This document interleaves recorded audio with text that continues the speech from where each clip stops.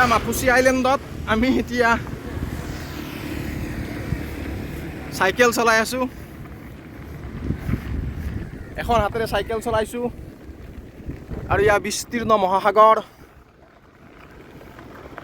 মহাসাগৰৰ পাৰে পাৰে আমি বাট বুলিছোঁ। আমি বাট বুলিম হাজাৰ যোজন বাট। আমি ইয়াতে আছোঁ।